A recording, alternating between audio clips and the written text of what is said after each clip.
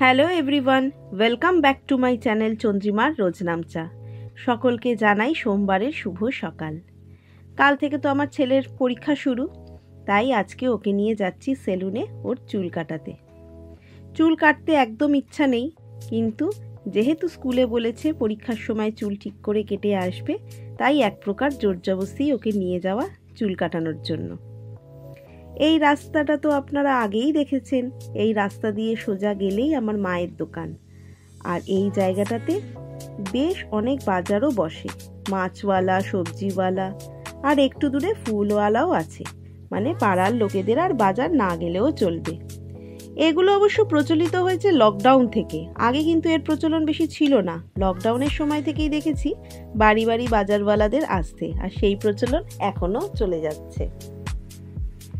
আর একটু রাস্তা গেলেই আমাদের সেলুন এসে যাবে, আর সারা রাস্তা জোরজবস্তি প্রায় নিয়ে যাচ্ছি ওকে চুল কাটাতে। ছোটবেলা থেকেই না ভীষণ সমস্যা ওর এই চুল কাটা নিয়ে। ছোটবেলায় কাটতে চাইতো না, ভয় পেত বলে, আর এখন কাটতে চায় না স্টাইল করবে বলে। কিন্তু আমাদের কারোরই তো এই ব্যাপারটা পছন্দ নয়, তাই ওকে নিয়ে যাচ্ছি। গিয়ে সেলুনে গিয়ে চুলটা ভালোভাবে কেটে আসবি। গল্প করতে করতে প্রায় চলেই এসেছি আমরা সেলুনের কাছে। এই যে ডান দিকের ঘুরলেই এই যে আমাদের সেলুন, আমাদের এই পাড়ার বিখ্যাত গণেশদার সেলুন। ছোট বড় ছেলে বুড়ো সবাই প্রায় এনার কাছেই চুল কাটতে আসে। সেই শুক্রবারে বলে গেছি চুল কাটবে বলে, কিন্তু আজকে এসে দেখুন সেই 3 জনের পরে লাইন পড়েছে। একটু অপেক্ষা করতে তো হবেই। এনাদের কাটা হয়ে গেলেই আমার ছেলের লাইন। মুখটা দেখেছেন? মুখটা দেখলেই বোঝা যাচ্ছে যে কি বিরক্তির ভাব।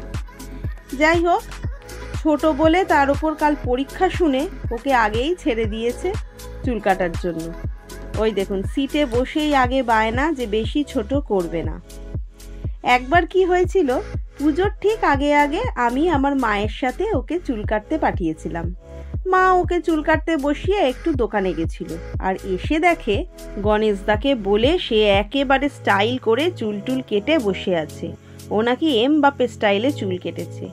আর ওর বাবা না একদম এরকম চুলের স্টাইল একেবারে পছন্দ করে না।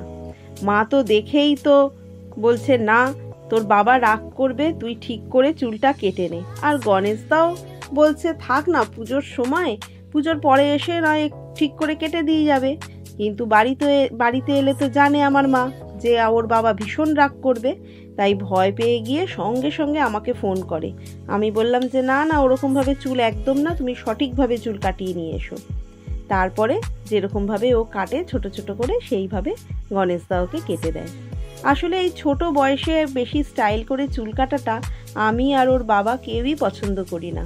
বাচ্চা মানুষ ছোট ছোট করে চুল কাটবে, মুখটা দেখতে বেশ সুন্দর লাগে।